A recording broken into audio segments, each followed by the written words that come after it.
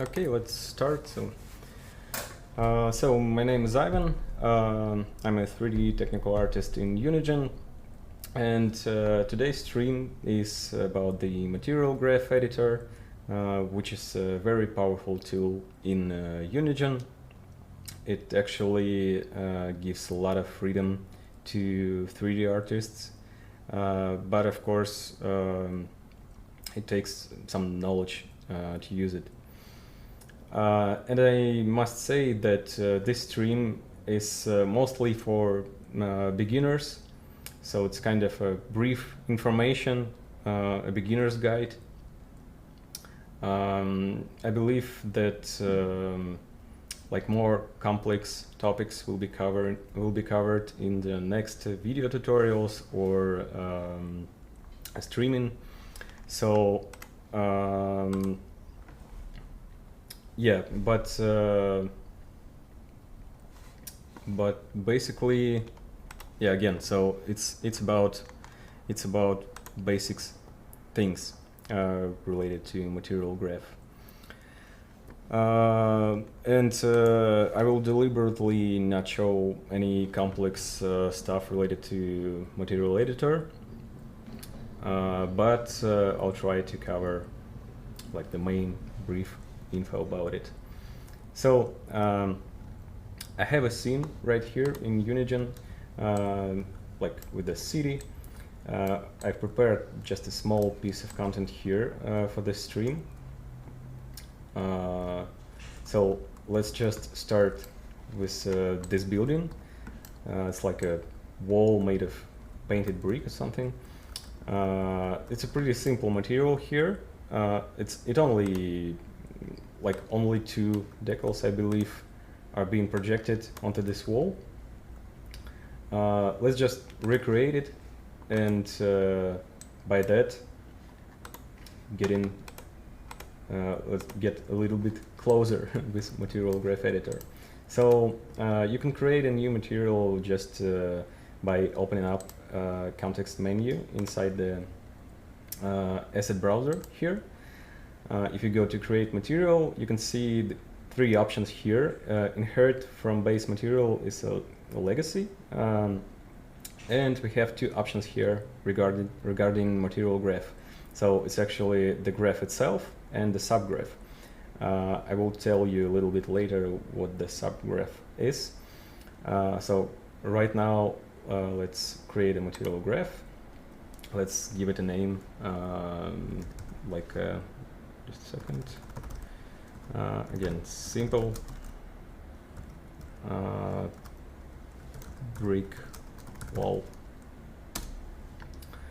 Let's double click on it, and you can see the window with material editor. Let's just stuck it somewhere here.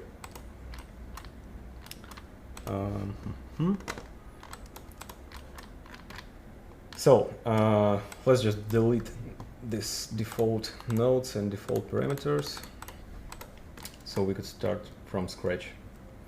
So basically, this is the main working area here. On the right side, we have settings regarding type of material. So by default, it's mesh opaque PBR. We have these options here, and we'll cover it a little bit later, like most important of them, of course. Some checkboxes related to tessellation two-sided, and a parameter window here. So first of all, by default, we have this main material node, which has a lot of inputs here. And as you can see, each of this input, like they have different colors, and these colors, they actually mean the format. So for example, let's just create a sample texture node. So as you can see, within the input of UV, we can see the green, greenish input here, green color means that you need to connect float2 value here. Blue one, I believe it's float3, and purple is float4. Float1 is red. So first of all, if we need to sample a texture, to use some texture of bricks, for example, we create this sample texture node, or we can just go to textures and drag and drop any texture here. And as you can see, we also have this sample texture node, and we have vertex UVs already plugged in here, and the texture itself plugged here in texture input. But the thing is, if we want to be able to go into the material and through the interface here, interface of the material, we want to assign different custom textures here, we need to create a parameter. So right here, there's a window with the parameters, and you can add them, duplicate them, delete them, move them up and down within the hierarchy. So let's create a new parameter. Let's you can choose a type here of the parameter. So first of all, we want a widget, like an ability to assign our own texture into the material. So let's choose texture 2D and name it, let's say, bricks albedo. Press OK.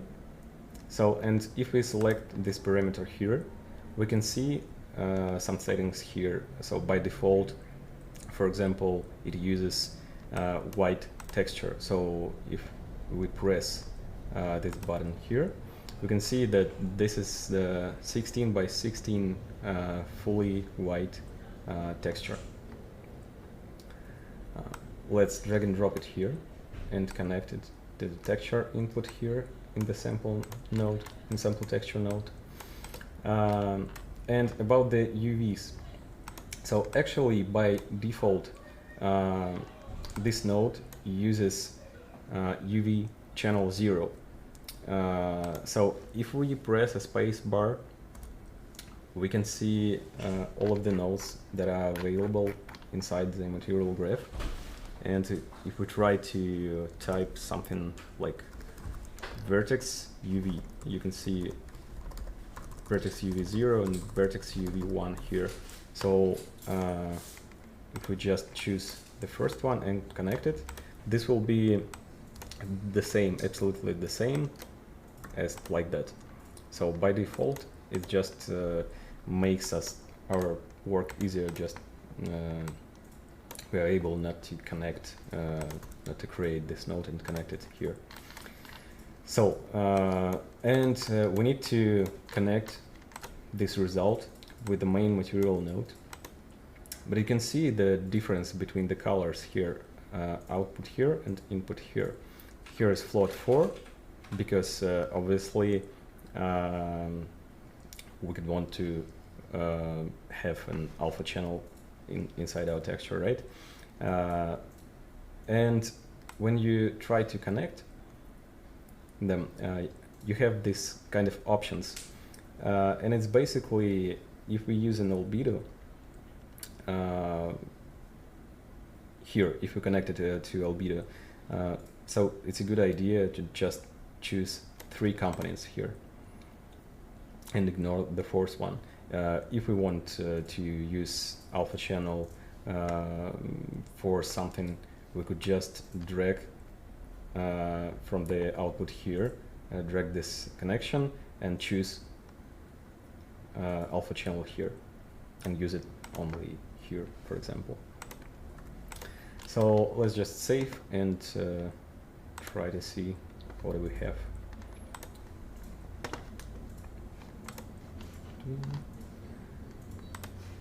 Yeah, well, one more thing. We created this simple brick wall dot M graph, right? Right now we can assign this graph to the wall, but we won't be able to change anything inside it. To do that, we just need to inherit or create a child material from this base material. If you go to materials here, material hierarchy, you can see that here's our material, base material. We can just press create child or press the button here. Thus we will be able to control the parameters which we exposed in our graph. So let's just assign this material. Right now, by default, as I said before, we have a white color, just a flat color. Let's go here. We can assign our own texture. So let's just assign it here. There we go. That's only an albedo component. And this texture actually is like desaturated because, for example, we would want to create different types of this bricks with different color. So we're just able to multiply it with some color and make different variants of our brick material with the help of one single texture. So let's just try to colorize it. What we need to do is we need to create a node color, float 3, right? But if we do this, we only can assign like or type like a single texture at once, a single color, I mean. So basically we need to create the same thing through the parameters. So choose a type color, let's call it bricks color. Okay, by default it will be white, it is okay. And we need to just multiply it. So let's create a node multiply. So when I said about this changing here, when you input something and just cuts like unwanted components, it is better to do it like as soon as possible. So basically we can either drag the connection here or just unplug it here and connect here. Yeah, actually every node can be folded, as you can see here, just for convenience. So let's connect the result into the albedo. Let's save it. And right now we can choose the color we want. Let's just create something like this. Okay. What we want else is like a normal map and a roughness, right? So right now we only right now we only have an albedo something went wrong. Only have an albedo component, but we need to we want to assign a normal map and roughness texture, right? So let's go here. Let's duplicate this sample node. Let's create a parameter for our normal texture, which will be texture 2D parameter. Let's call it bricks normal. Okay. And yeah, by default we have that we have this white texture, but with a normal map texture it would be better if we had like basic normal texture, which is actually just a flat normals 16 by 16 pixels. Let's drag and drop it here, assign it here. And here's the difference between albedo and normal. As you can see, in the outputs of this node, we have tangent normal. So basically, we need to connect it to normal tangent space. And some nodes actually have additional parameters. When you double click on them, you can see, for example, here, options for MIP mapping and options for normal space when we work with normal textures and normals. That is actually pretty simple. So when we just want to use the normal orientation, normal space from different UVs, or for different UVs, sorry, we can just choose 0 or 1, but right now we won't be covering it, so let's just skip it. And we want, if I remember, I have shading texture for these bricks. Yeah. So we can just create another texture and call it bricks shading. Okay, white default texture will be fine. Let's duplicate this, connect it, and actually we can fold this just so that won't. Oh, sorry.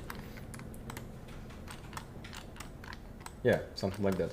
And we want to control the roughness through some kind of a multiplier, like just with the slider, right?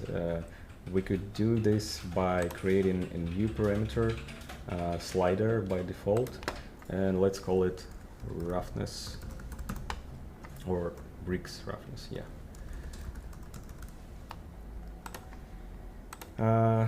As you can see, by default the value will be 1, minimum to maximum is from 0 to 1. It doesn't mean that we won't be able to overpass this this border. It just means the default borders for the slider. So let's just bring it here, just move a bit, and we need to multiply our texture with this slider. But I know that within this bricks shading texture I have 3 channels, and actually the roughness information is inside G channel, right? So I can basically just choose only the Y component here and multiply it with this, and then connect the result with the roughness input.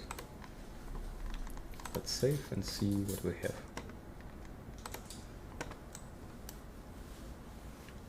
Okay, we can now assign bricks normal.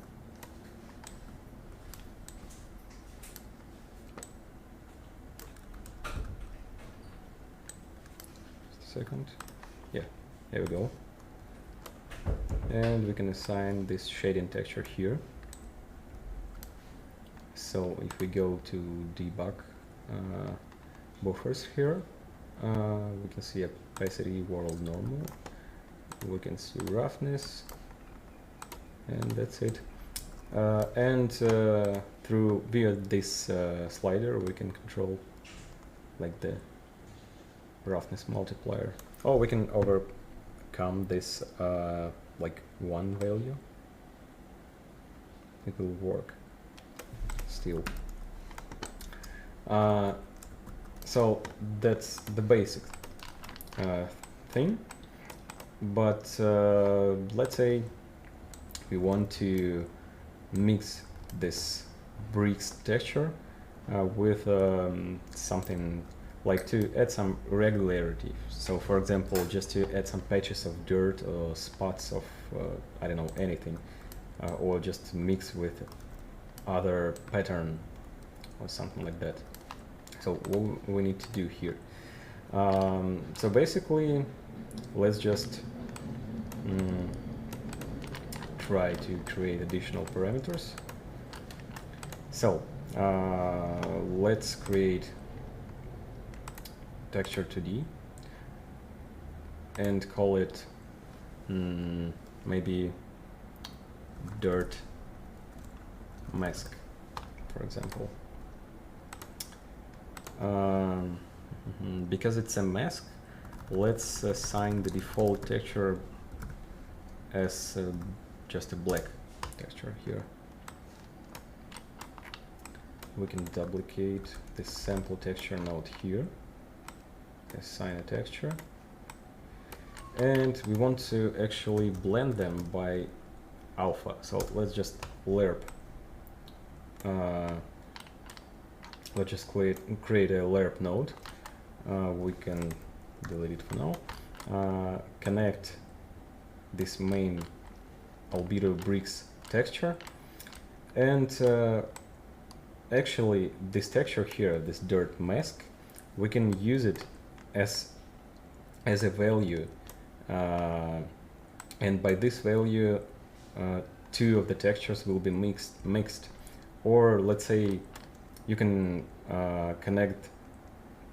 you can put a texture here, but let's just, for example, put a color there. It doesn't actually matter. So let's call it just dirt color, for example.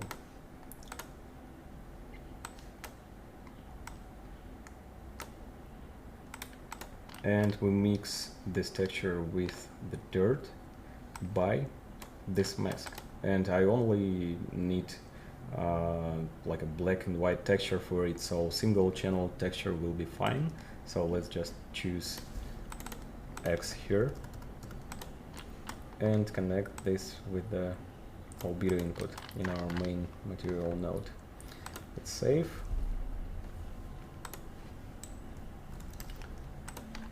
And let's assign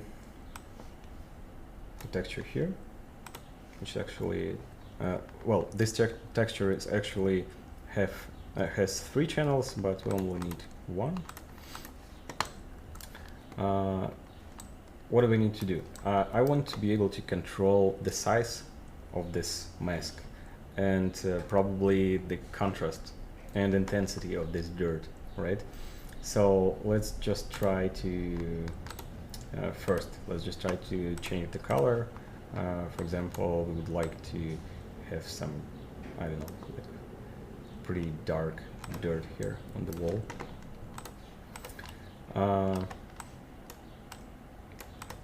And then it comes the UV, because we want to control the styling of this texture, right, of this mask. That is why we need to create this vertex, this vertex UV0 node, and we need to actually multiply it with float 2, because we know that our UV0 is float 2, right? And I want to control it from here, from the interface. So let's create a parameter. Let's choose float 2 type and call it like dirt tiling.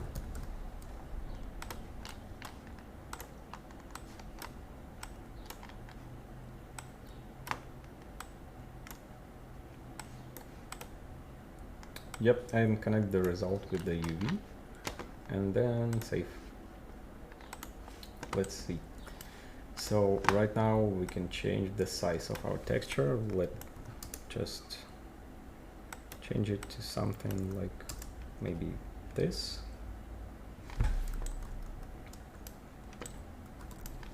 Yeah, right now we only change the albedo. Actually, if you want to offset your texture, you can just use the node add and add some float 2 parameter to this result, and then connect it with the UV. But I believe we have a panner, yeah, UV panner node, which is actually just, which actually does the same like here, and it moves it through, it moves it with time. Oh no, sorry, I just get confused. We have tile and offset. Yes, separate node of tile and offset. Yeah, sorry for that. So it basically does the same thing. If we do this multiplying and add some float too, it will be the same thing. So we just prepared an advanced node, and you can use this node if you want to. And the panner node, yeah, which I showed you before, is just so this node just moves the UV, so it offset it depending on time, and you can control speed. That is it. So what we want next? We want to control intensity and contrast of this mask, right? So through the material interface. So let's just go the simplest way. We have power node, and we can use multiply node too. We can connect X component with the power and add new parameter slider type. Let's call it dirt. Let's call it dirt contrast. It's not really contrast, but let's call it like that.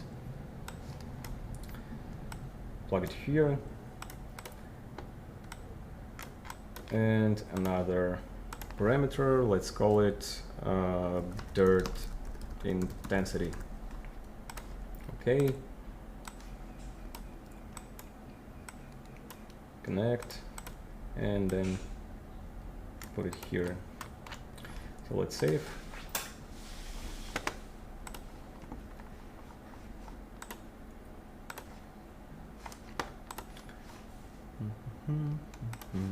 Yeah, and right now we can change this dirt contrast. For example, let's overpass and like put the 3 value here, and we can make this dirt less visible. So maybe I want this to be like dark red or something like that, dark green. Doesn't really matter.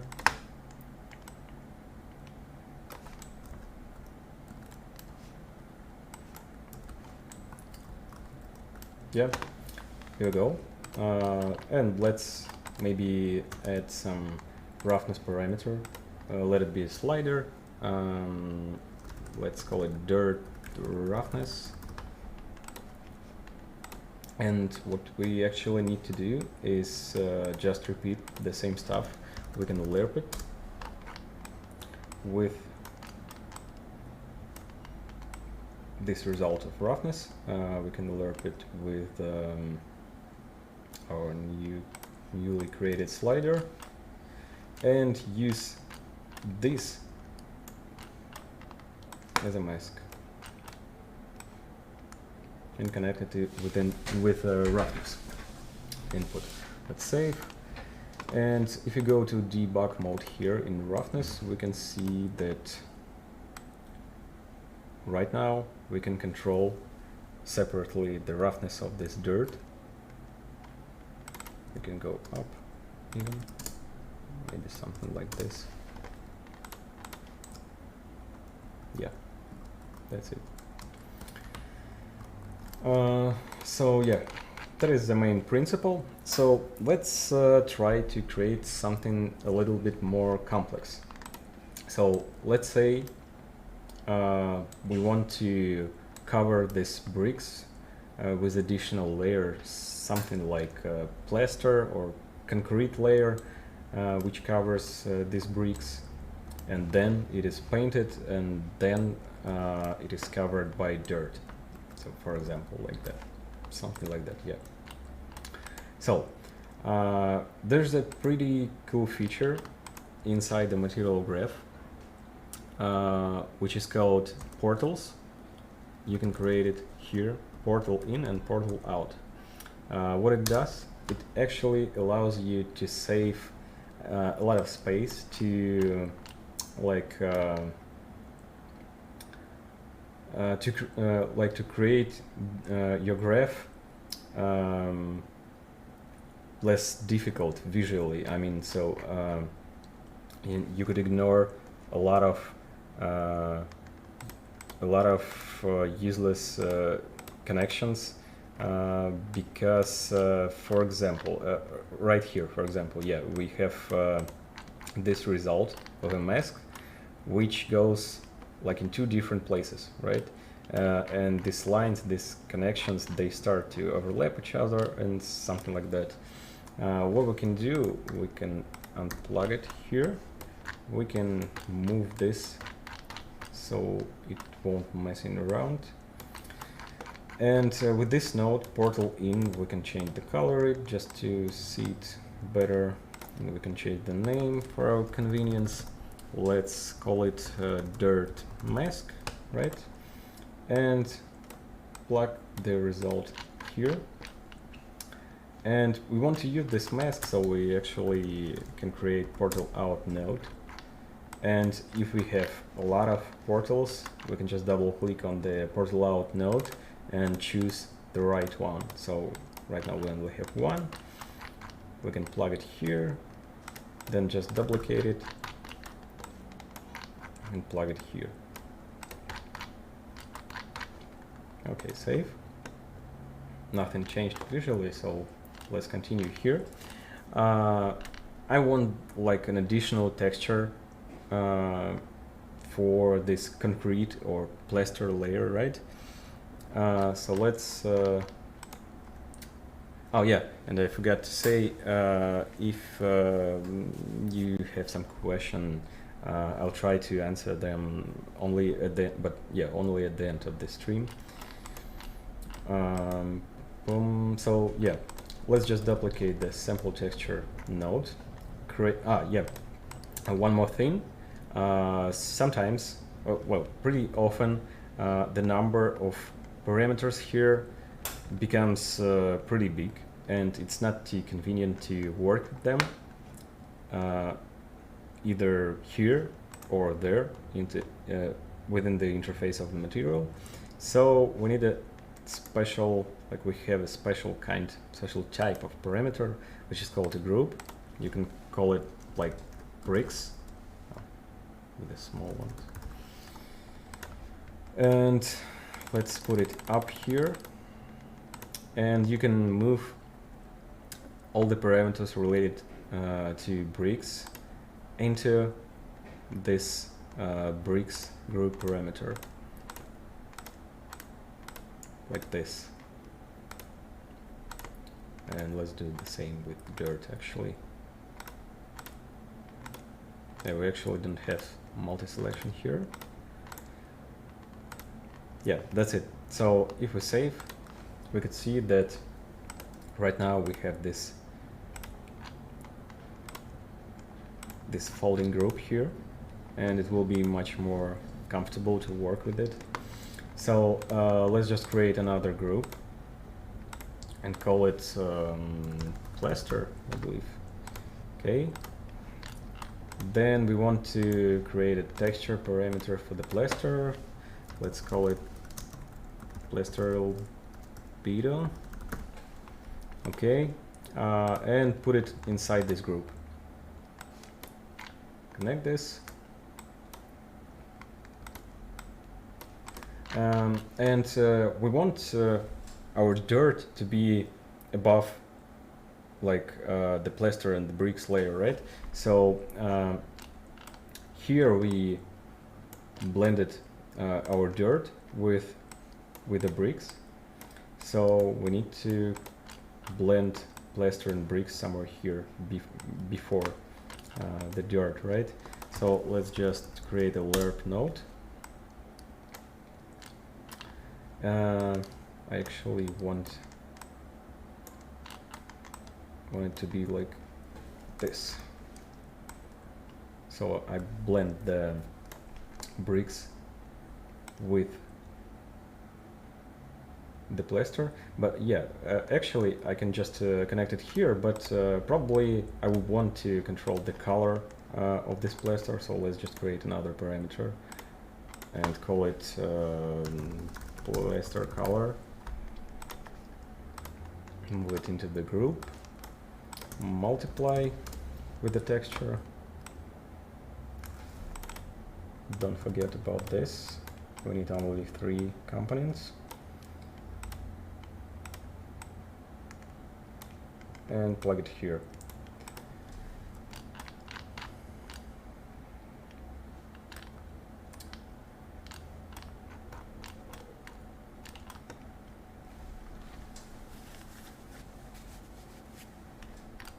Yeah, let's save it. And we want some kind of a mask, right, for it. So let's create it somewhere there and then put it through the portal. We need to create another texture to the parameter. Let's call it, oh, I call it plaster. Yeah, let's call it plaster mask, right?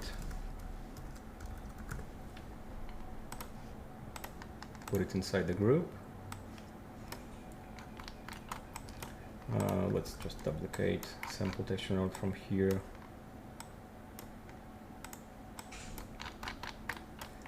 And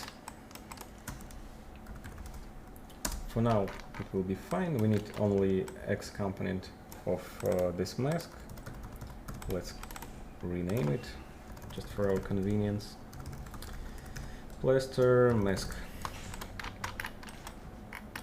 Let's create portal out. Choose plaster mask here. Put it. Oh, sorry. Put it here into the lerp node. Let's organize it a bit.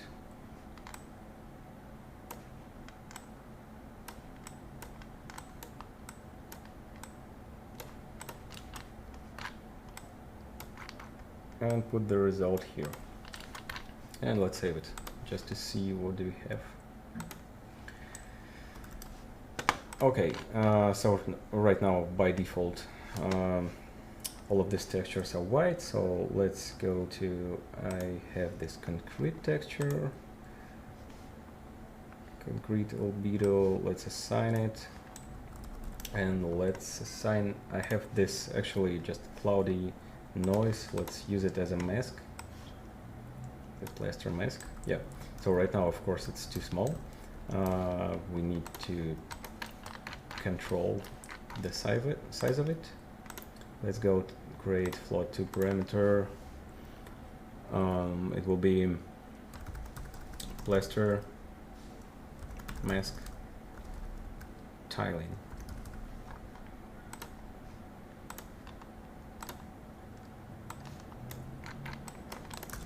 Let's create UV0 node and let's multiply them.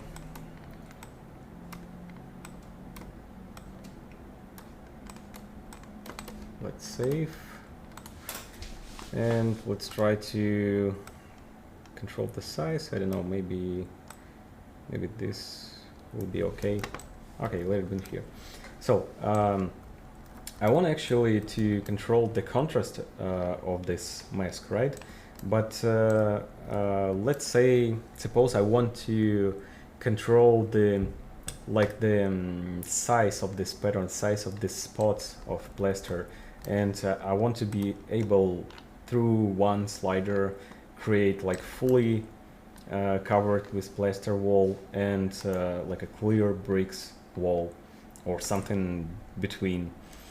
There are a few ways to do that, but like we can just try to use a step node. So what step node does, it actually takes our texture, right? And for example, we know that this texture is represented as a spectrum of values from 0 to 1, right? And if we input here into the step node, for example, value of 0.5, everything below this value will be cut out. So let's just create a slider and call it probably plaster amount, maybe. Okay, put it into the group, connect it here, and connect the result here. Let's save. And let's see what we have. So right now, I believe we can control this amount of the plaster. Well, for now it's just a color.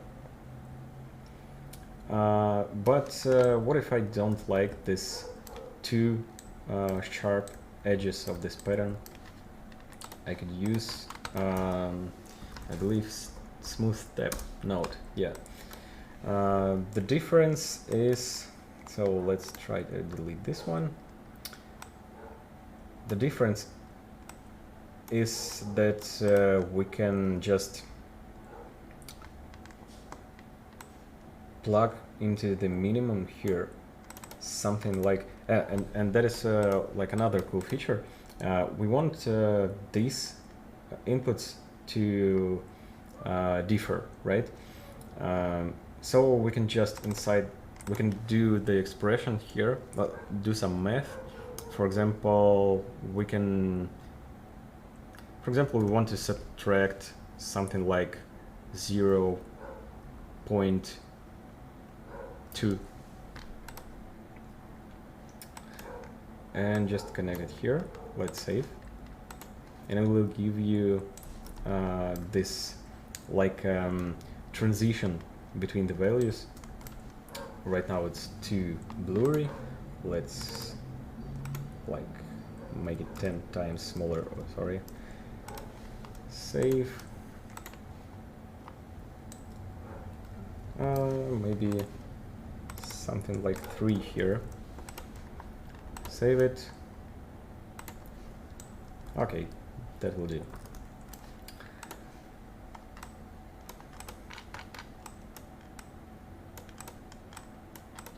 Okay, so what we need to do actually, I would like this, so let's just change the color. So for example, like try to use almost the same color as the bricks.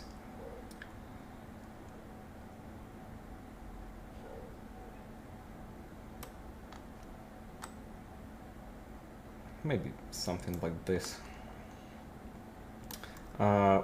What we want to do actually, we don't want to see this bricks normal texture where these patterns are, and we actually want to have this like volumetric bumped edge here around these patterns, right? It actually would be easy to do if we used like a static pattern here, because we could just assign some normal map, static normal map of this pattern, right? With these borders, with the slopes on the edge of this pattern. But we want to control this actually in real time.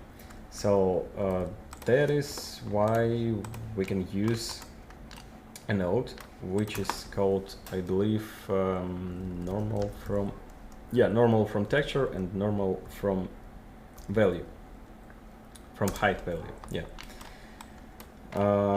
So let's just disconnect this node from normals, and let's try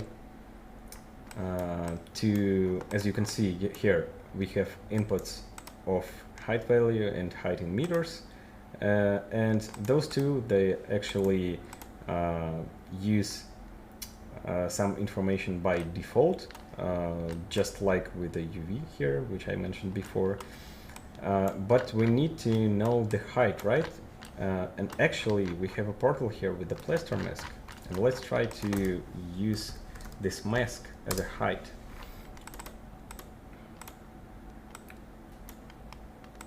And let's say we want to control the normal intensity of this pattern of plaster. Let's name it plaster normal intensity.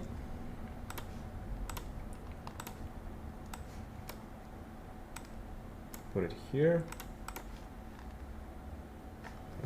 Let's say it will be 0.1 by default, for example, and save it. Nothing happened because we forgot to plug it in. Connect it with normal tangent space input here, and then save. Yeah, right now we have a pretty strong normal. Let's just decrease it a little bit, maybe something like that.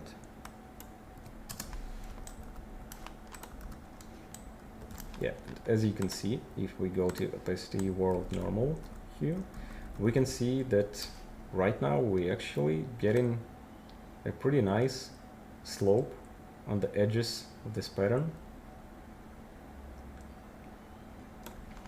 But we disconnected bricks, and we actually wanted these patterns, these spots, to be not flat, but with some kind of concrete or plaster normal, like rough normal with bumps and cracks and something like that. What we need to do is actually we have this normal here, right, of this spots, big spots of plaster, and we want to blend it with some normal texture for plaster, right? So let's create an additional texture 2D parameter and call it plaster normal. Let's put it somewhere here.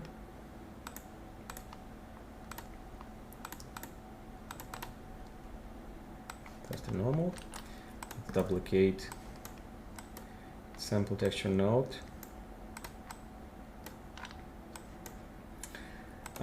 Oh yeah, and sorry, we need to, don't forget to change it to normal by default. Let's save. And we don't want to like erase the normal of these edges here, right? We want the normal of the concrete or the plaster to be on the top of this pattern, these spots, right? And that's why we have a node which is called, I believe, reorient normal blend. Yeah, and you basically put, let's just swap them, and we basically connect base normal with the detail normal and connect it with normal tangent space, save, and let's assign a texture of the plaster, concrete building N. Okay, that's fine. Yeah, as you can see, it works, but right now we have this normal texture everywhere, and we need to have here normal texture from bricks. That is why we can just lerp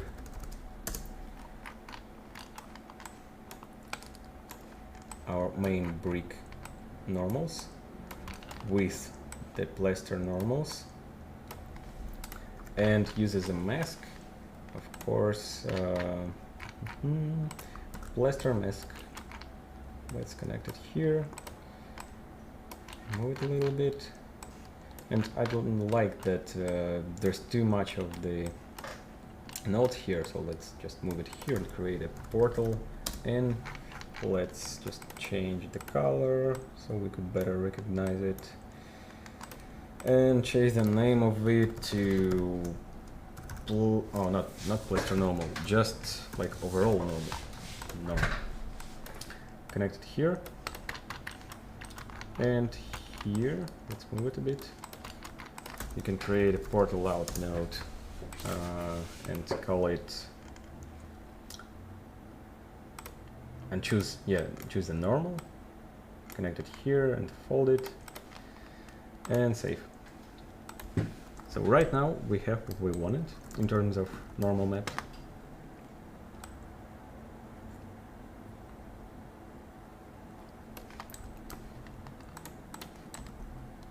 Here we go.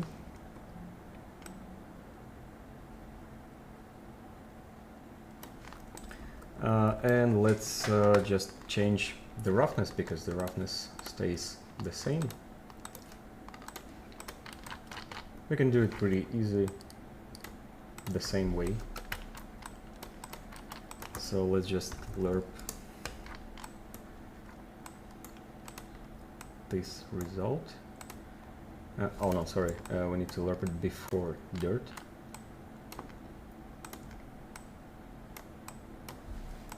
With the roughness parameter of our plaster roughness.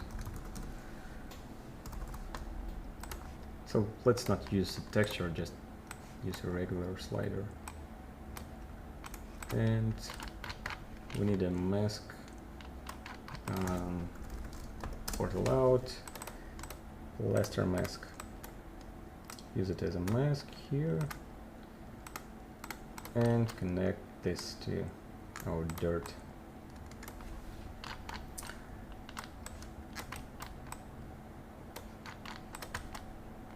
Plug it as a roughness.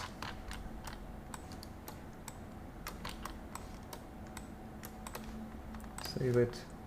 Let's see what we have. And here in roughness debug buffer, we can see that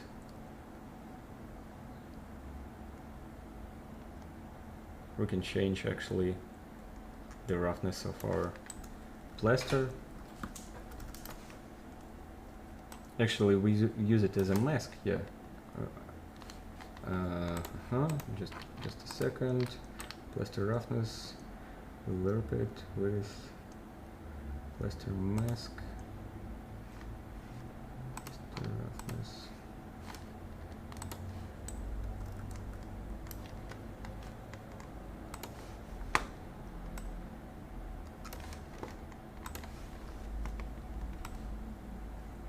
Oh yeah, it's actually correct. Yeah, because we have this roughness of the dirt on top of it. So actually it's correct.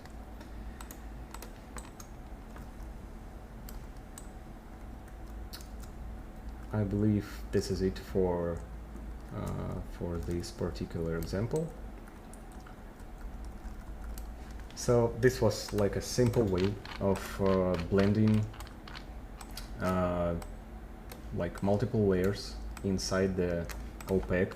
You remember this opaque PBR material? Let's try to change the type of the material and see what we else have. For example, I have a tree here, I believe. Let's just drop it.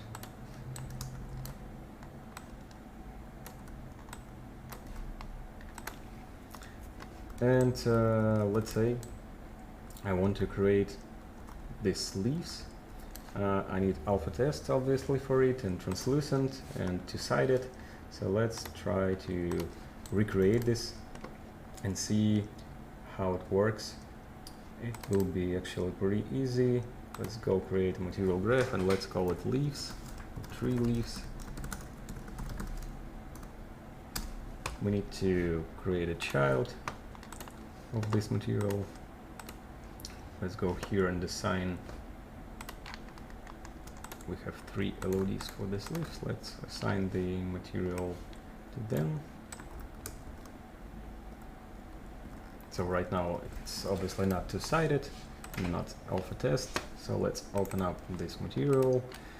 Let's delete metalness because we don't need metalness within the tree. Let's change it to mesh alpha test PBR.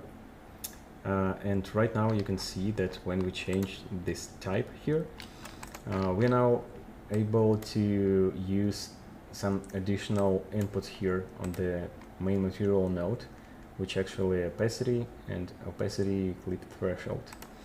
So let's try to, oh yeah, by default, as you can see, we have a texture here, albedo texture, and a color multiplier. So let's save it. Let's try to assign textures.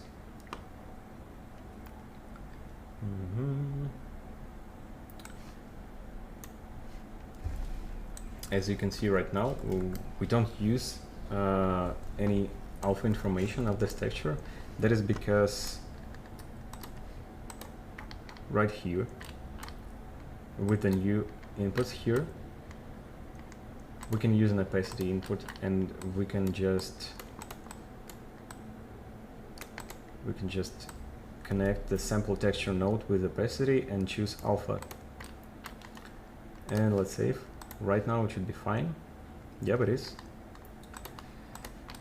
And just a second. What else? Normal map, right? Yeah, I didn't assign it. So let's assign a normal map here. And we want to be able to control translucent. As you can see, we have this input here. Let's create a slider parameter and call it translucency. Okay. Just connect it with the translucent input here and save. And right now it's working. Yeah, we can see. Actually, I believe we have, yeah, we have the debug buffer here for translucency too. And oh yeah, and the final thing, we want this leaves to be two-sided, so it's just a simple checkbox here. We can check it and save, and it'll become two-sided. Pretty easy with that. Let's just continue with, for example, with tessellation here with this checkbox. I have a palm tree here with tessellation on the trunk. Yeah, here we go. Yeah, and as you can see, on this part of the trunk, we have these flakes, which were displaced and previously tessellated, of course.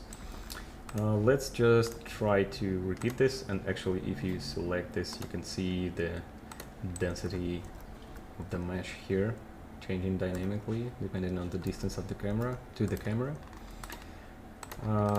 So let's just try to create our material, call it palm tessellated trunk. Let's create a child material and assign it. I believe we have, yeah, of course we have 3 LODs. Let's assign this newly created material to them. Oh no, it's not that. Tessellated trunk. Tessellated trunk. 0, this one. Oh yeah, yeah. So let's open up a material. Again, we don't need the metalness for this tree. Let's just save it and assign basic textures, albedo and normal, right? So bark, albedo, bark, normal, and just change the roughness, something like that. So right now we need to turn on the tessellation. So just check this tessellation here, and as you can see, we are now able to use additional inputs here: tessellation factor and tessellation vertex offset in tangent space. I'll try to explain it right now about tangent space. Well, it's actually pretty easy. Let's create a texture parameter for our height map, which we'll be using for displacement. So let's call it height. Yeah, just height. Okay.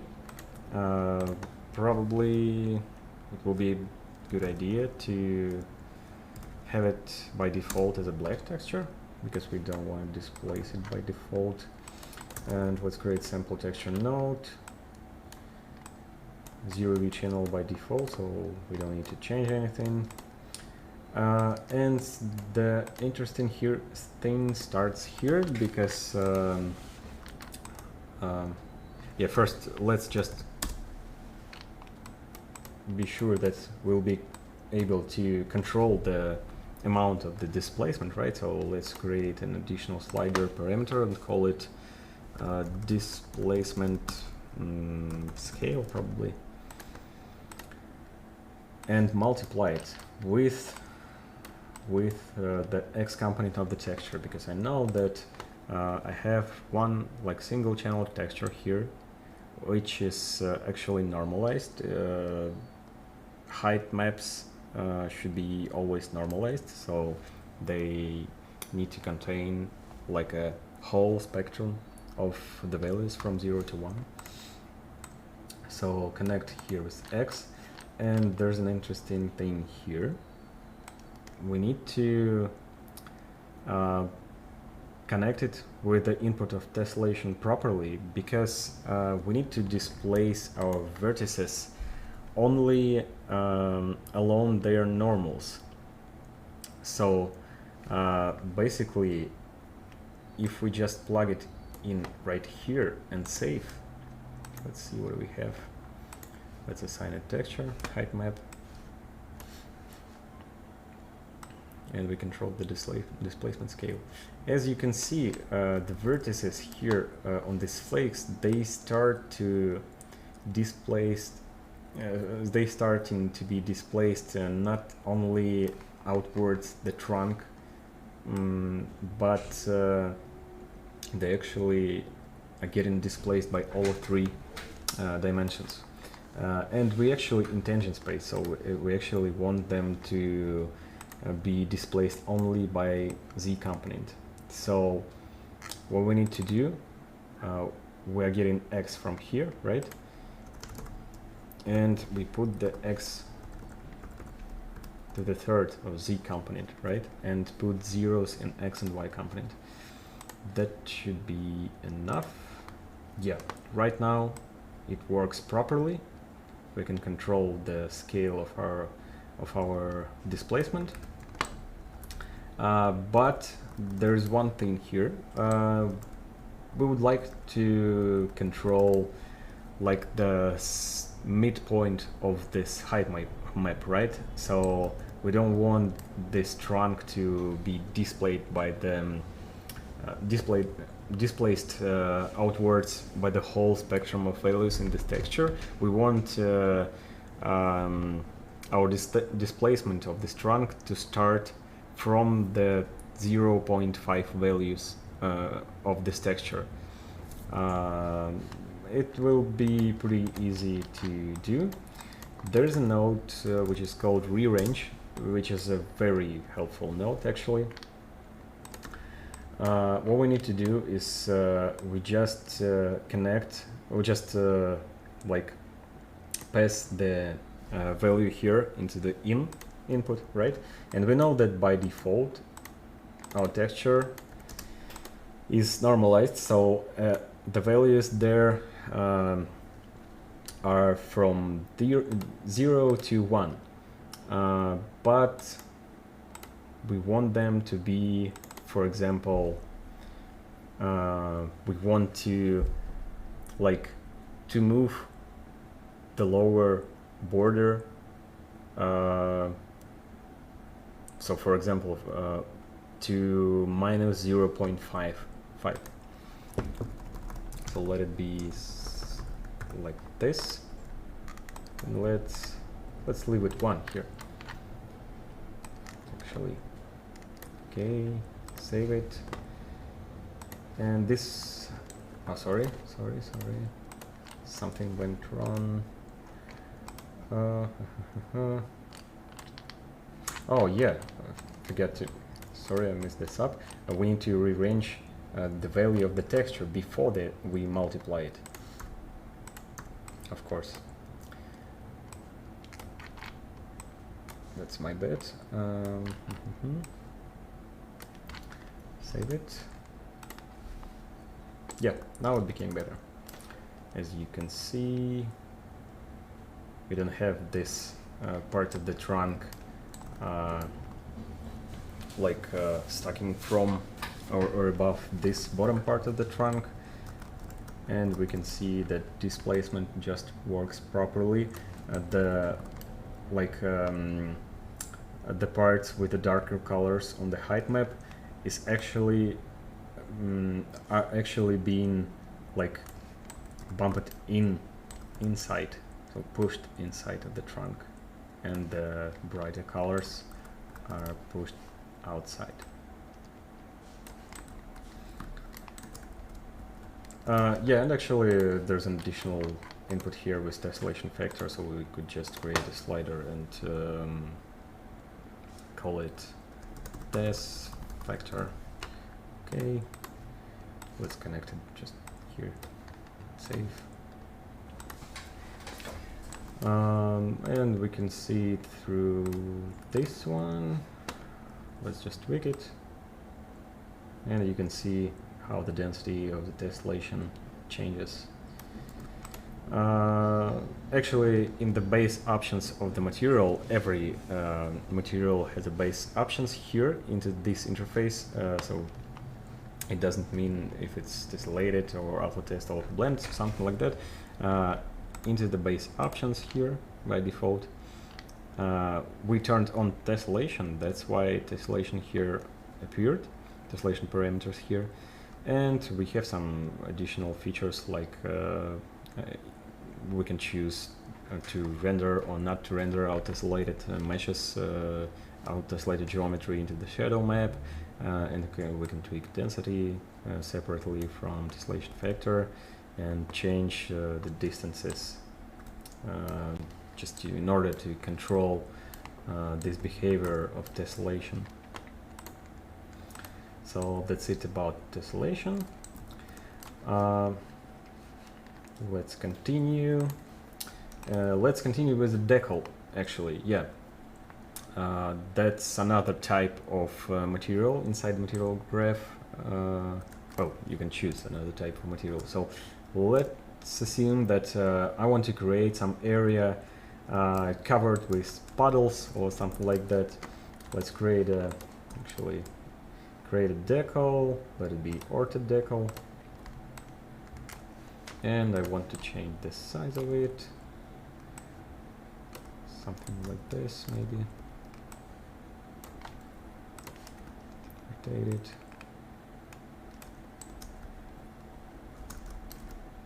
I think that will be fine.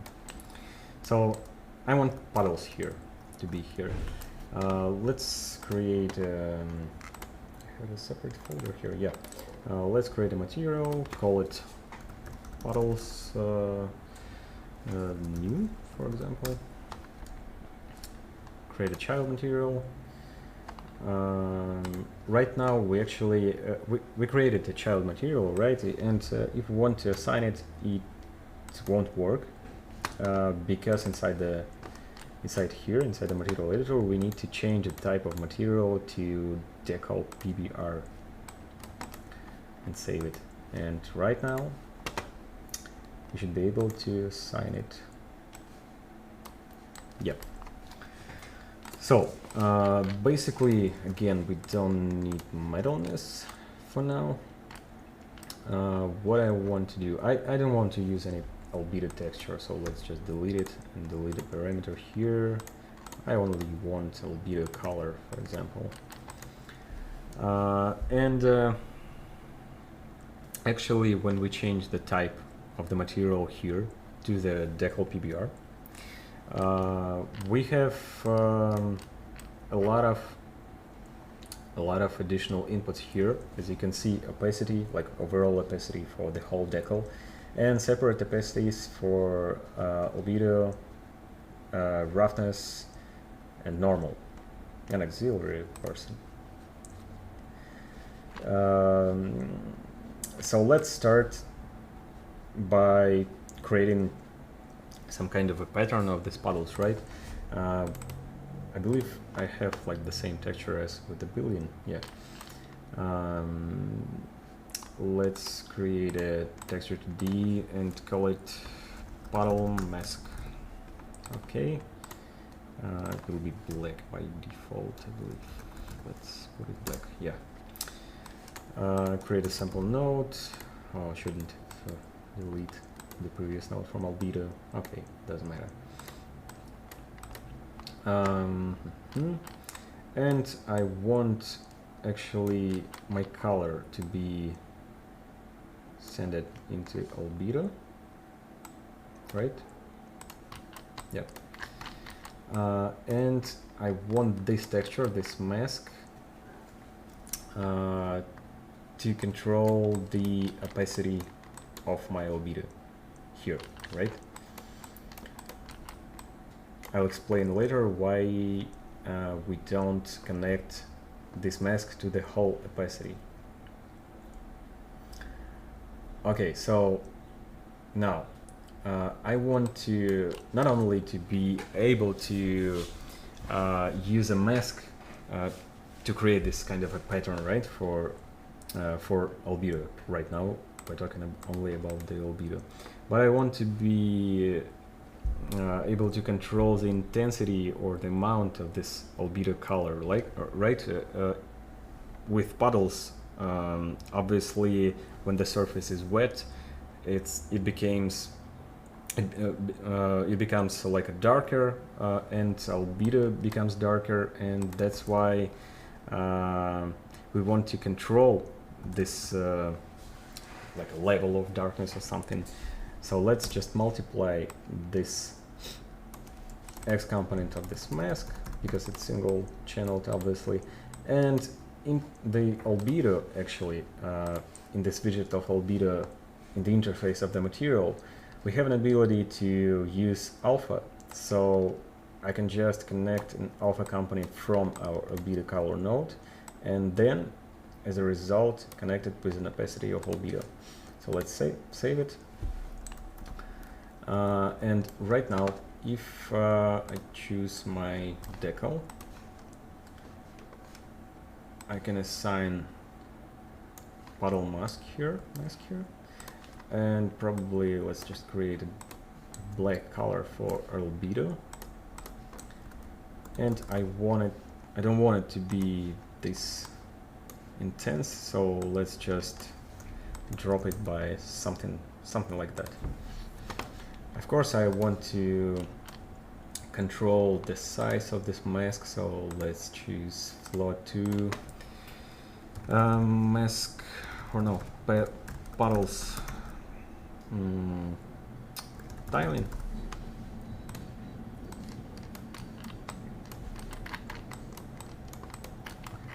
And yeah, vertex UVs, right? But we use orthodecal. So basically, it doesn't have any mesh or vertices inside it. So that's why I believe we have separate nodes for decals.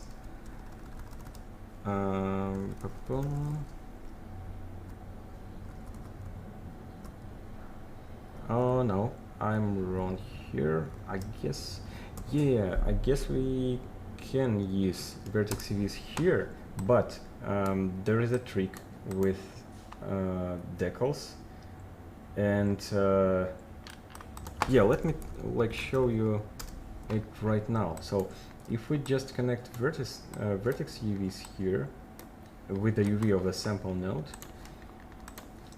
we can control as usual the size of it. Yeah, it works pretty fine. I just confused it with another moment.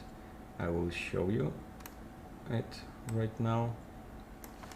So right now, as you can see, this pattern moves, and if I change the size of a decal, it will be stretched. And if I don't want to stretch it, I can use world coordinates instead of UVs. But the thing is, when we work with meshes, we just use position, vertex position node, and change it, for example, in absolute world here, right? But with the decals, we need to use a separate node, decal scene position, I believe. Yeah, and we can change the same, the similar way to absolute world position, and we can just use X and Y components, like a horizontal components, right, of this node here. And the thing is that thus we'll be able to move it and maintain this pattern, and actually create something like seamless, and rotate it and change the size of it, not worrying about this distortion, stretching, and something like that. Well, let's just continue with the world coordinates. Let me just change the size because of the world, because this is the world coordinates. I need to change the tiling here. Okay, that's it. So I need to control this contrast of this pattern the same way we did before with this wall here. So let's try to actually let's try to disconnect it here and create a portal later, a little bit later. I want to use this smooth step node, right?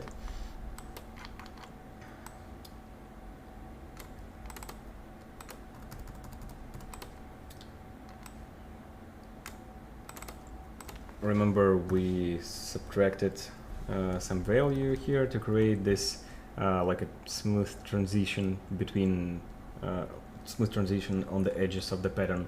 So let it be something like this, and create a slider and call it puddles intensity. Just put it here.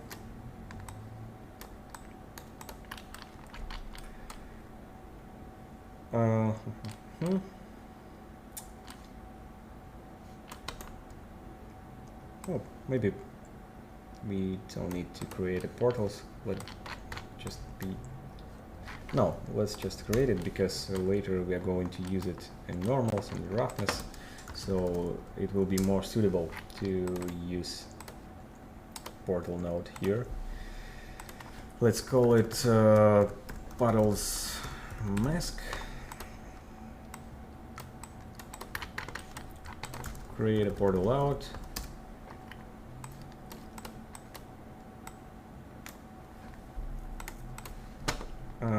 Save it. Yeah, right now we can control the amount, but as you can see, because of this action here, because we subtracted 0.2 at the 0 value of puddles intensity, we still have these small pieces of dark color, and what we can actually do, we can just try to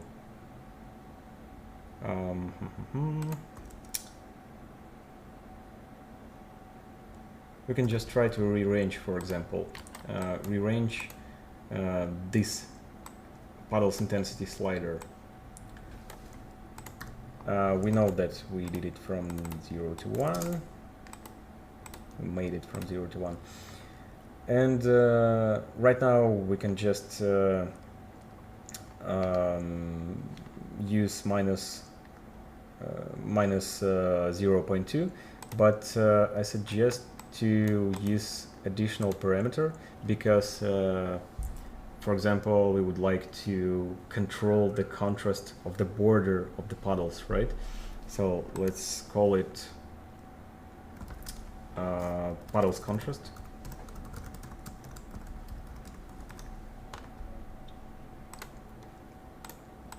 And this puddles contrast is actually this value here, 0.2, right? So we don't need to type it manually. And we know that we need to subtract it from X value from the mask, right? So let's create a subtraction, oh sorry, not subgraph, subtract node. Let's choose X here. And let's subtract this puddles contrast. This result will go here. And this, actually, let's hold it. And this value of the contrast will go into the out range minimum, and the maximum, let's just leave it as 1 as it was before. And this is rearranged puddles intensity parameter, so we use it here into the smooth step node. And I believe if we save it, it should become better. Yep, at 0 now we have nothing, and we can control. Oh, sorry, no. Yeah, I just confused this intensity, but at 0 it is almost fine. I believe maybe I did something wrong. Just a second. I just check it. Puddles contrast goes there. Oh yeah, sure. We need the negative number here, so we can use some math here. So probably just minus X will do.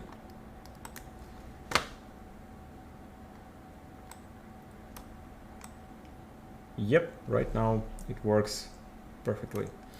We can control the contrast of the border of this pattern, right? And we can control the amount of these puddles. And with 1 we have full covered surface, and with 0 we have nothing. Okay, so right now I want to control the roughness of the surface, right? Because I want the puddles to be pretty glossy. Let's go there. And actually, right now, remember about the moment with the opacity of albedo and the overall opacity. So right now we can control roughness of our puddles, leaving this parameter here, and just mixing it.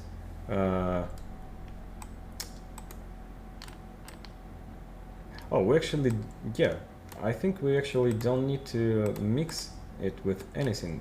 We can just use our mask as an opacity for roughness here, and I believe this will be fine.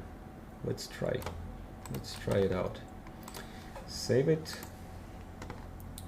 Yeah, it works good enough. So out of our pattern we have roughness from the beneath layer of the asphalt or something concrete, and we can control the roughness of our puddles, but still I don't like that we have this normal here. Probably let's assume I want here in the center of the spot, I want the water surface like a flat water surface, and I want this to be these puddles have flat normal, right? So we actually, I believe we can delete the normal texture for the puddles. Oh no, let's just leave it, because by default it is just a flat surface, right? And it will be pretty handy, because we only need flat surface. Let's connect it with normal, and let's use the same mask with an opacity normal, and I believe this will give us the pretty nice result. Nope, not now. Let's see why. Yeah, I forgot one thing. I'll show you right now. When you work with decal PBR type material, there's actually is a normal blend mode, and I believe that we have a just not a bug but a mistake here, because these two modes should be vice versa. So this should be in additive mode, and additive mode, I suppose it will work just like I wanted. Yep, that's it. So it's just a mistake there in the interface, but right now I believe I have like a perfect result. I can control the puddles contrast like this. I can control the amount of our puddles. I can rotate them, I can move this area, I can create additional areas here, and it will work absolutely fine.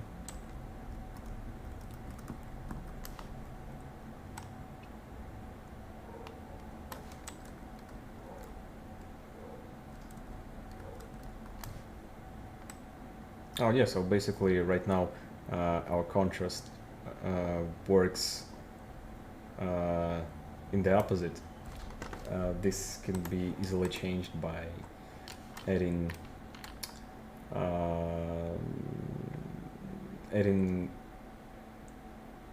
a negative sign here, or multiplying it, or just yeah, multiplying it by -1 or something. That's it about the decals, I believe. So let's just leave it here. Okay, so there's actually a transparent type of material here, but so if we go, let's just go somewhere. Let's just create another material. Yeah, in the types of material, we actually have a transparent PBR, which also a pretty important thing. But right now I can only say about the different blend modes here. The thing is, we want to, when we talk about transparency, we actually mostly want to talk about glass material, but I believe we decided that this will be the separate topic for video tutorials or next streams, because it is really very complex topic. We actually have a sample. Probably someone already saw it. In this sample we have, I believe, 5 or 4 types of glass material, and there's a text here which actually tells you that some of these materials have like lower performance but higher quality, and vice versa. And these materials, they're actually very so first of all, they're actually in some kind of work in progress, but the thing is, they're very difficult and complex, and in some types of this glass, there is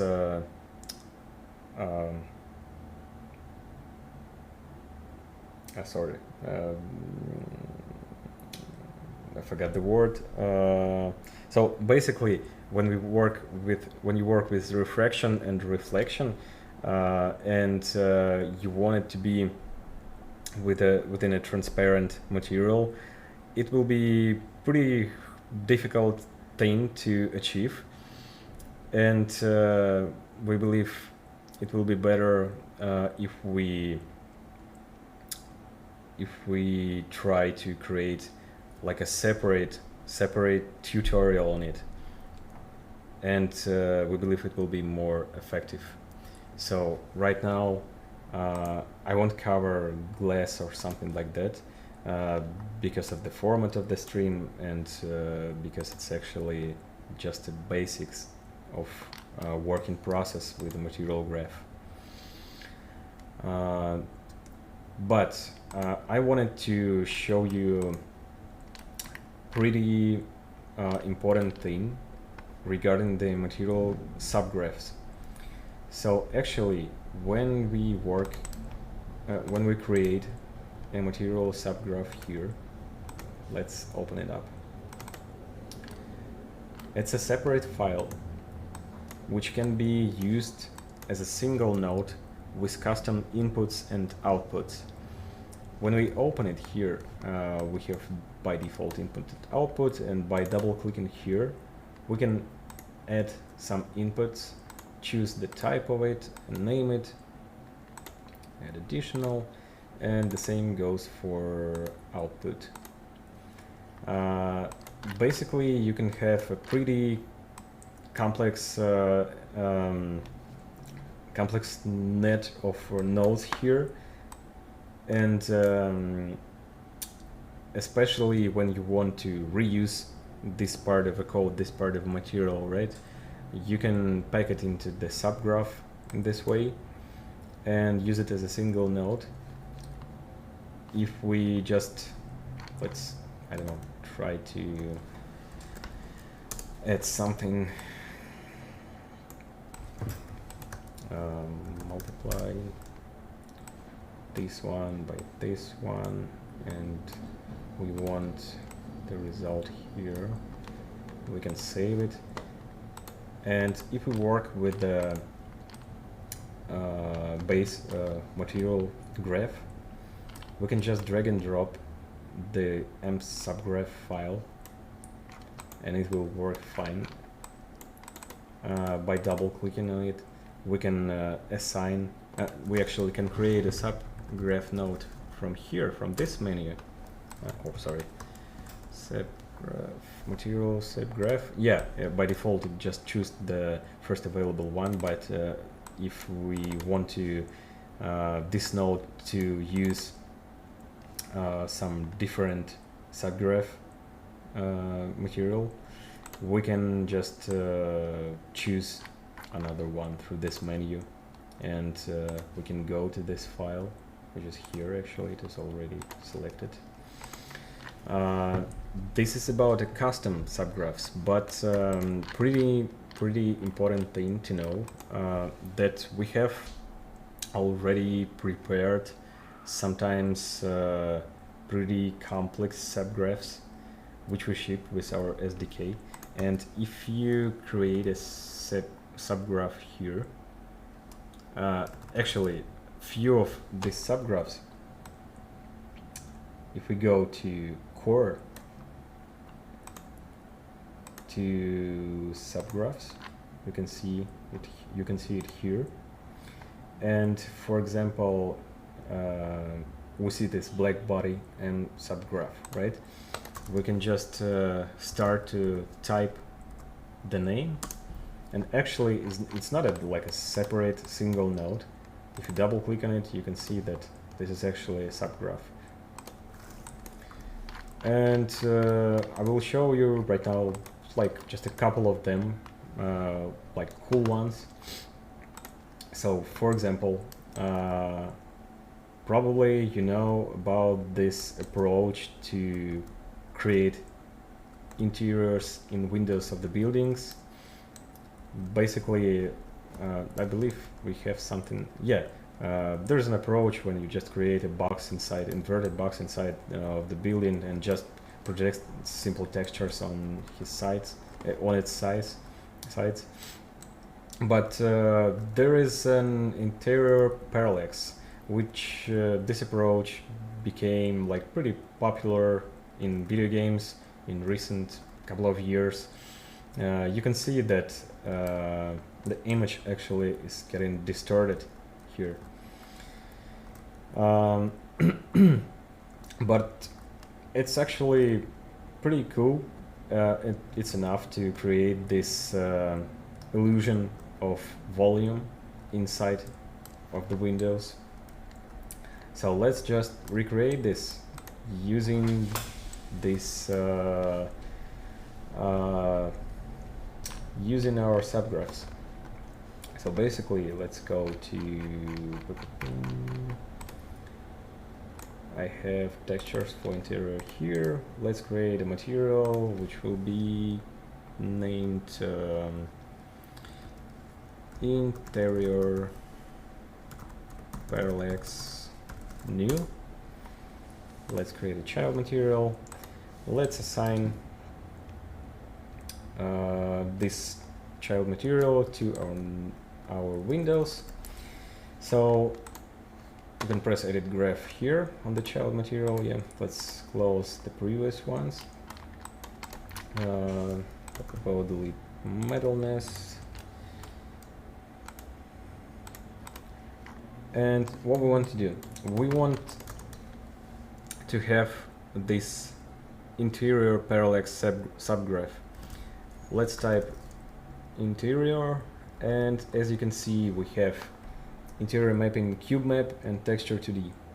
The difference is with the cube map, you will have a little bit less distortions within this interior, but it will take you more time, obviously, because you need to create this cube map texture. And we actually ship this texture to the interior mapping, which will allow you to use just this simple 2D texture. It should just be created in a special way, so with the same special perspective, like here on this texture.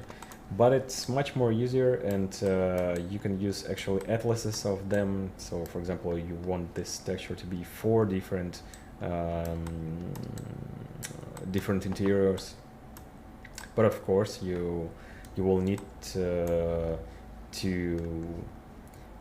just design the proper way to cut this in 4 inside the material graph, and use to force your windows use, for example, I don't know, randomly all of these 4 interiors. So, but let's just continue with this.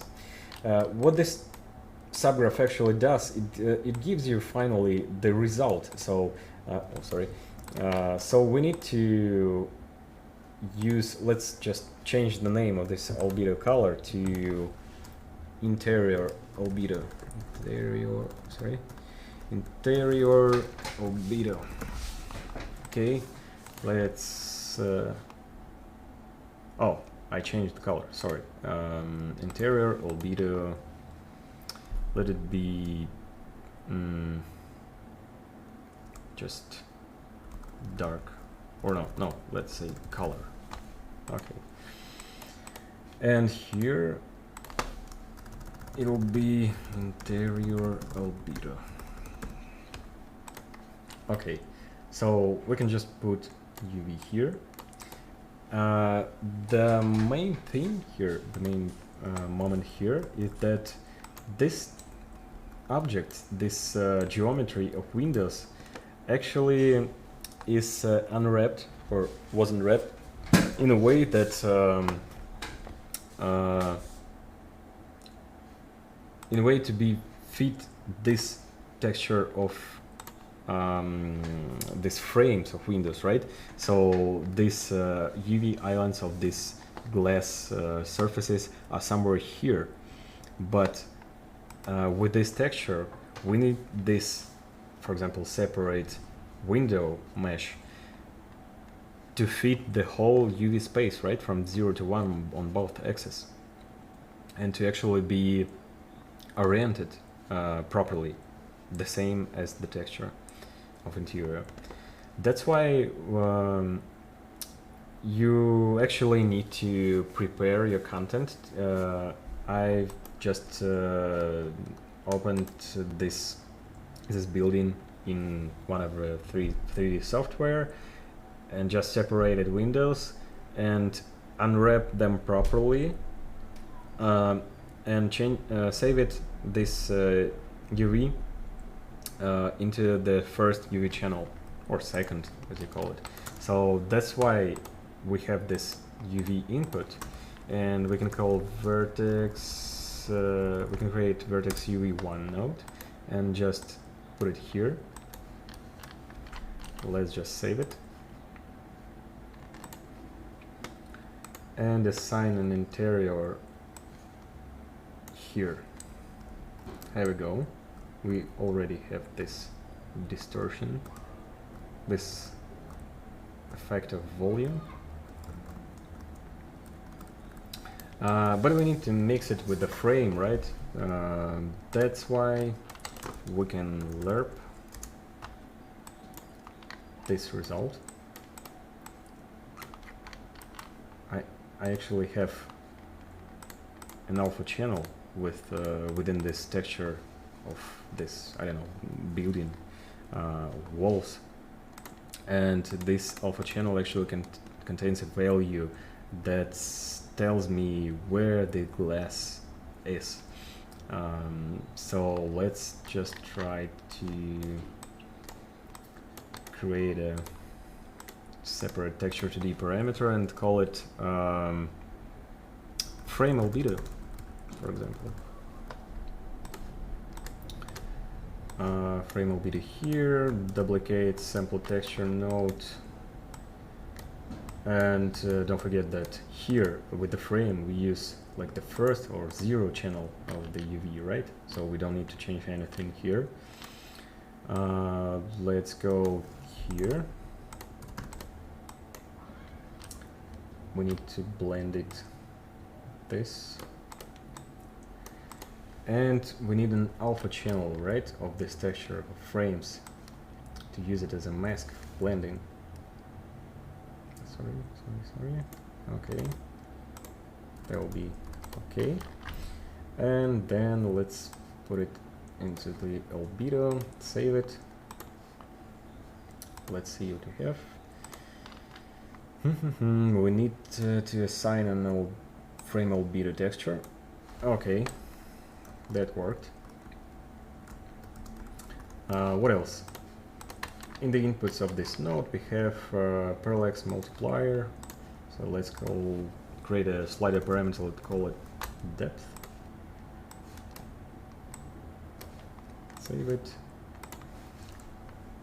Right now we can tweak this, the depth of the room. Let's do something like this, 1.3, 1.4. And we have this multiplier of the color. We can just make it a little bit darker, and I want the normal map of the frame to participate here in this material. That's why we can lerp. Oh, actually we can just assign a normal map from the window frame, right? Yeah, that's okay. And roughness or shading texture. Let's just create shading texture 2D parameter. Maybe get it here.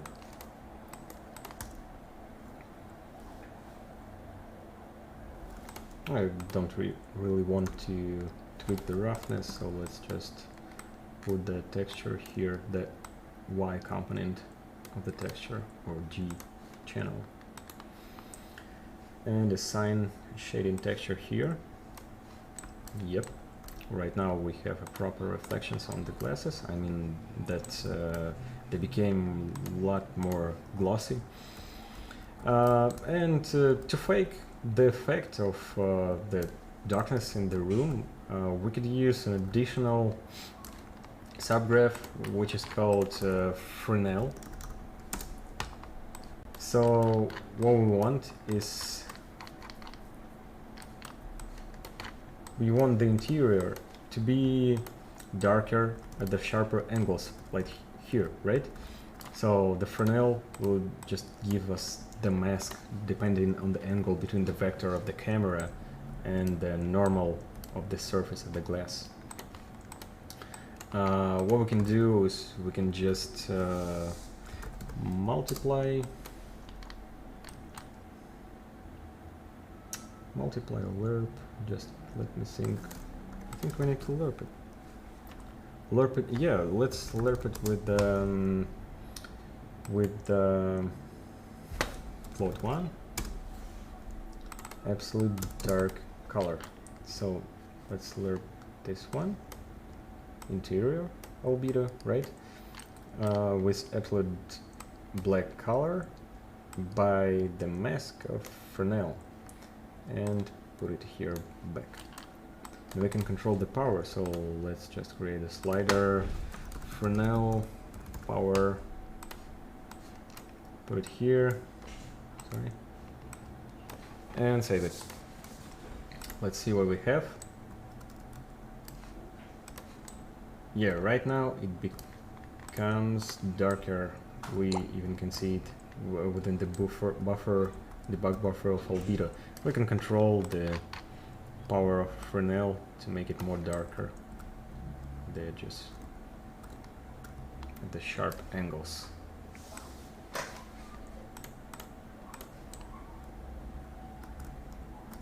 That's one of the cool things. What else with subgraphs? I remember clearly that we have, let's just play it. Yeah, that we have, for example, let's go inside the material of leaves. We have a subgraph called something like animation, tree animation, yeah, for example, and a separate animation for grass, but let's just try with tree animation. It has a lot of inputs here. That is that control that, like speed and amount and offset of the animation separately for leaves, branches, so with the big sized noise or small size for leaves and something like that. And of course you can use a lot of things to be input here. For example, 3D textures even. I believe we have a sample for that too. So let's just, as you can see, yeah, it has an output of vertex, offset, tangent, space. We have vertex, offset, tangent, space input here. We can just try to connect it and see what it does.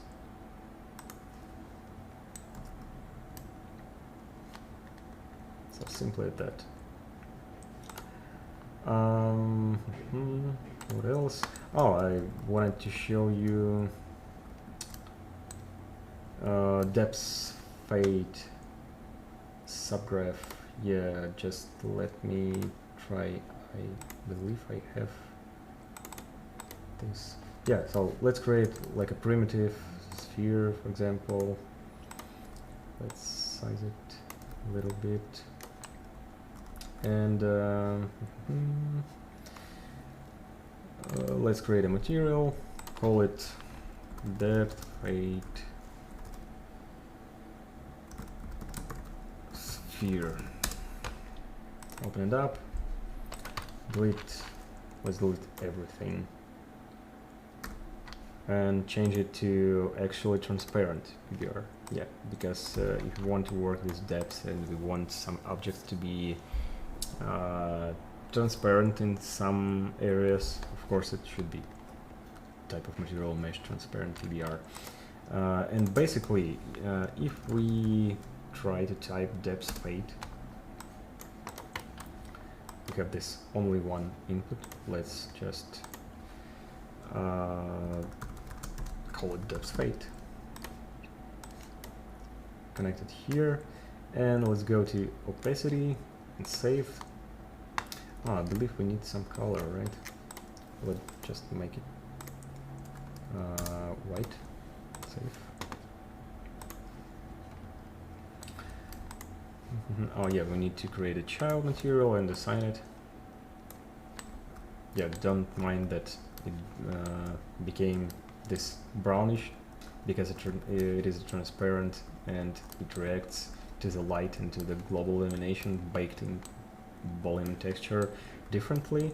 It doesn't matter right now. Well, actually, just to be just to see more clearly and brighter, let's create some kind of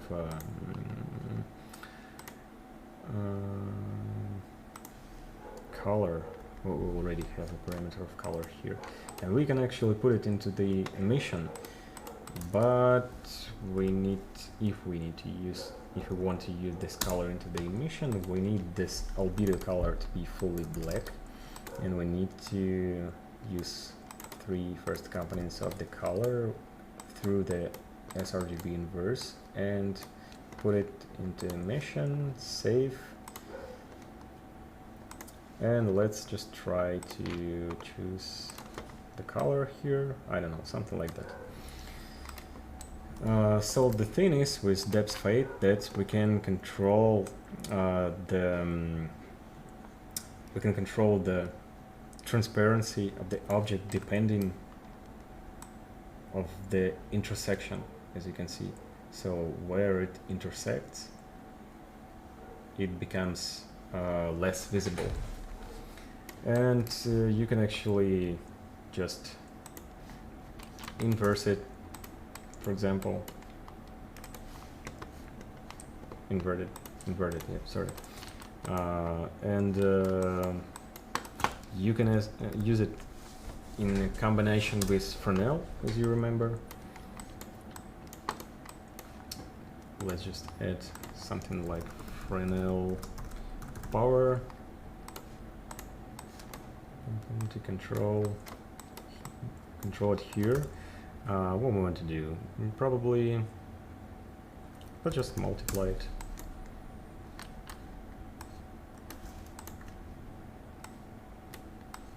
And try to see what we have. Oh, okay, yeah, that's nice. We can control it. Oh, it's too much. Something like that, you know, to create something like a especially when you add moving texture, offsetting texture with some cells, we'll be able to create some kind of a energy shield or something like that.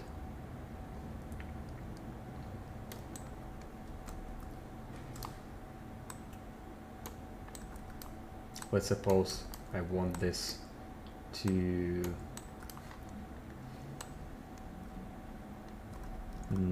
be like inverted. Maybe I can just try to invert it. What I have, so there's a lot of free space to experiment with this. Maybe if I just try to invert it like that, what I have.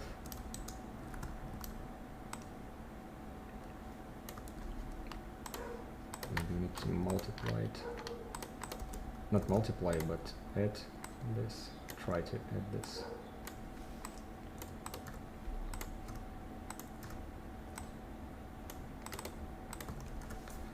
Minus, maybe accelerate.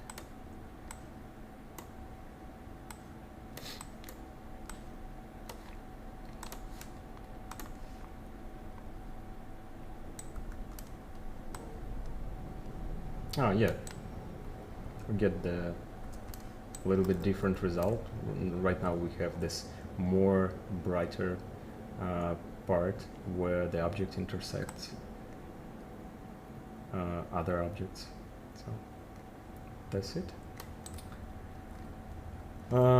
I believe we are done with basic stuff. I'll try to maybe to look at some questions from you.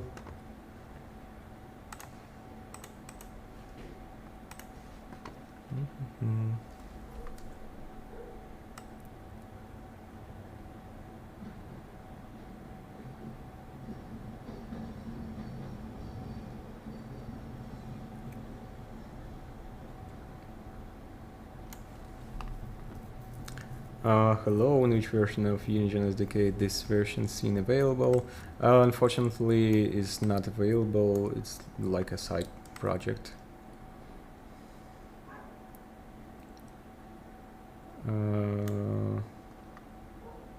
People, can you tell if there's any games on this engine? Yeah, there are a few games on UNIGINE. You can, I believe, just Google it.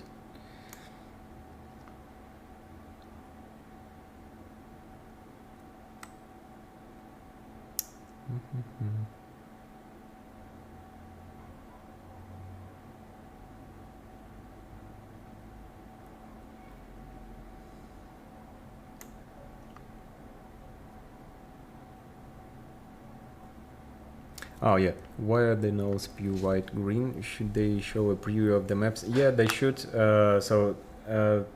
Material graph is in some way still is work in progress, and we know about this particular thing, and yeah, it will be fixed. Actually, not fixed. It just should be done properly.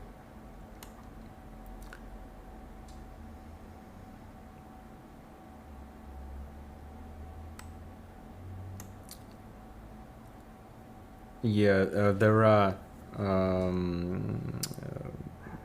Sorry, missed it. Yeah, texture arrays, but it's not the topic.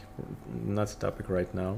I believe it's a more complex thing, and we'll cover it later, I hope.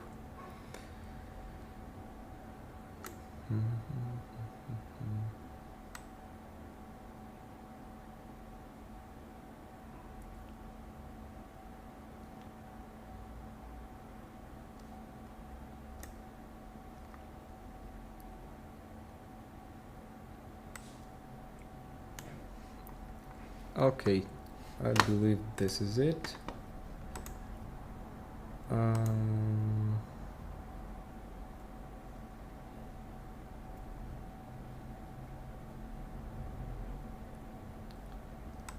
Just a second. 2.16 will be released, well, hopefully during the next couple of months.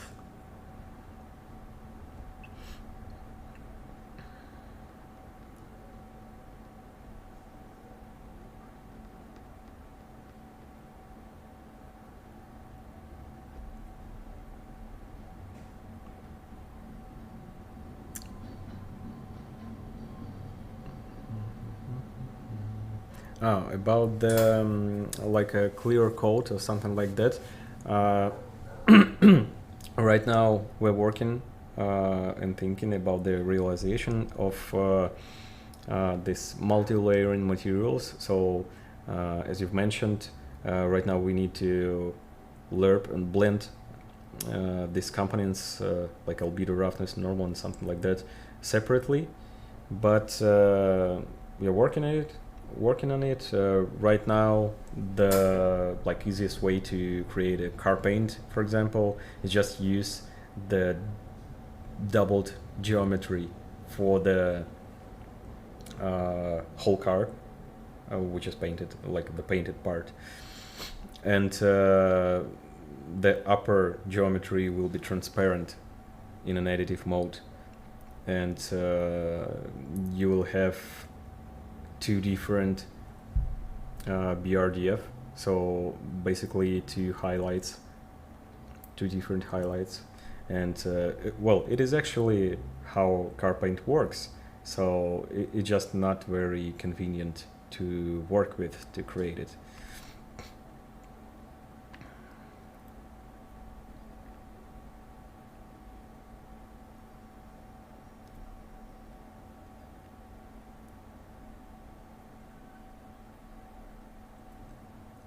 How many draw calls can UNIGINE handle? You know, actually we didn't count, but sometimes, usually it is okay inside the profiler too. Here in rendering, I believe we have these dips, right? Sometimes, well, usually when you go over like a few thousand, it becomes like not very bad, but we just try to keep it under or below like 2000, for example.